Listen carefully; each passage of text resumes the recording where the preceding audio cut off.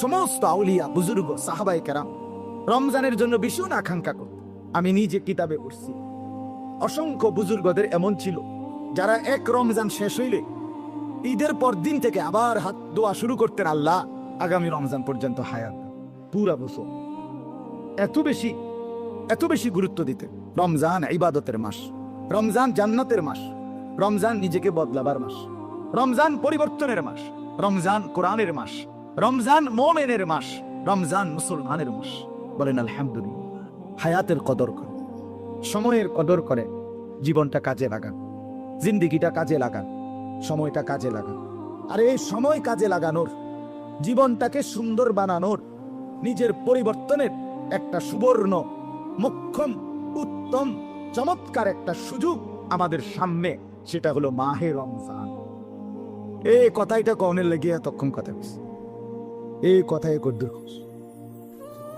যদি কেউ বুঝে থাকি, যদি কেউ অনুভব করি যে আমার বদলানো দরকার, আমার ভালো হওয়া দরকার, আমার আখিরাত আছে, আমার মৃত্যু আছে, আমার পরকাল আছে, তখন এই একটা আওয়াজ হইলেই ওইদিকে তাকানোর তো কিছু নাই ভাই। একটা মাহফিলের পাশে এখান থেকে দুই চারটা আওয়াজ হইতো না তো এটা কেমনে মাহফিল? বুঝলেন না কথা? মাহফিলের আশেপাশে তো আওয়াজ হইবে, এ বন বিড়ি চা বিস্কুট চটফুড়ি চিৎকার চেঁচামেচি, এর ভিতরে দিয়ে আখিরাত, এর ভিতর দিয়ে প্রথমেই বলছি না, এই যায় ঝামেলার দুনিয়ার ভিতরে দিয়েই আপনি আমার পথ করিয়া জান্নাতের দিকেই যাইতে হবে। আমি আলগা দুনিয়া কই পাম?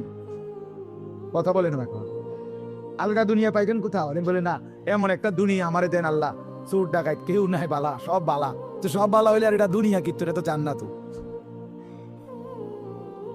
এই জন্য এর ভিতর দিয়েই এই গাফেল ফালতু এই মানুষগুলোর ভিতর দিয়েই আমাকে আমার পথ করে নিতে হবে, আমাকে আমার গন্তব্যে যেতে হবে। তা আমি বললাম, আমাদের পরিবর্তনের, জীবন গঠনের একটা বড় উত্তম সুযোগ, পরিবর্তনের একটা দারুণ চান্স মাহে রমজান।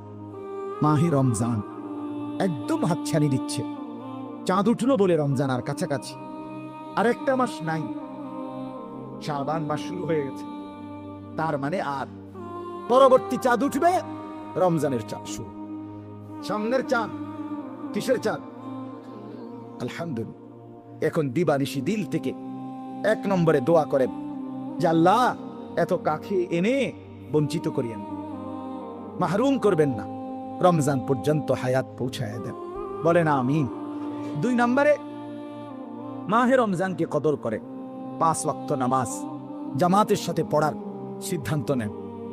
রাত্রিবেলা 20 রাকাত তারাবি পূর্ণ ইহতেমামের সাথে পুরা মাস পূর্ণ 20 রাকাত তারাবি গুরুত্বের সাথে আদায় করবার জন্য সিদ্ধান্ত নেন। 8 রাকাত না, 20 রাকাত তারাবির নামাজ, শুধুই 20 রাকাত। 8 রাকাত 12 রাকাত কোনো তারাবি নেই, নাই। কাউর আপনি আমার বুদ্ধি দিতেন যাই না চাই, আমি ফেসবুকে পাইছি না, আমি ফেসবুকে পাইছি না, আমি টানা 12-14 বছর মাদ্রাসায় পড়ছি। আপনি আমার বুদ্ধি দিয়ে কথা বুঝেন নাই, আপনি পণ্ডিতি করেন, বুঝিয়ে বলতেছি। ঘাস খাইয়া সিরা সাবাইয়া বড় হয়েছি না, চুরি করে ফাঁস করছি না, পড়ালেখা করছি। কাজেই খামখেয়ালি করবেন না তো, খামখেয়ালি ফেসবুকে পাইছি, মোবাইলে পাইছি, অমুকে বলছে তমুকে বলছে, এটা কোনো কথা? তারাবির নামাজ শুধুই 20 রাকাত। কয় রাকাত? আবার বলেন, জোরসে বলেন, আরো জুড়ে, জোর হলো না, সবাই মিলে এক আওয়াজে। হ্যাঁ, 20 রাকাত তারাবির নামাজ শুধুই 20। 8 রাকাত নফল নামাজ, 12 রাকাত নফল নামাজ। ওই তাহাজ্জুদের ওয়াক্তে উঠা আপনি 80 রাকাত পড়েন, অসুবিধা নেই, কোনো সমস্যা। আপনি 200 রাকাত পড়েন, অনেক নেকি পাইবেন। 8 রাকাত কা পড়তেন, আপনি 80 রাকাত পড়েন। 40 সালামে 2 রাকাত করে মোট 80 রাকাত পড়েন, আলহামদুলিল্লাহ, ভালো। 200 রাকাত পড়েন, ভালো কথা। অতএব ওই অন লাগাই এটা অন লাগাই শেষ হওয়ার শেষ। তো এই জন্য বললাম পূর্ণ 20 রাকাত। সাহাবায়ে কেরাম, আমিরুল মুমিনিন হযরত ওমর রাদিয়াল্লাহু তাআলা আনহুর জামানায় সাহাবায়ে কেরামের ইজমা এবং সাহাবায়ে কেরাম 20 রাকাত তারাবি আদায় করছে।